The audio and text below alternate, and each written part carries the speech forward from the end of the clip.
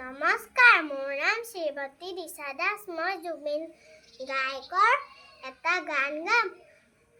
মায়াবিনী ৰাতিৰ বুকু দেখা পালো তোমাৰ ছবি, ধৰা ধীৰা গোপনে আহি নিয়াৰ কোণত তুমি যে মোৰ শুকান মনৰ নিয়ৰৰে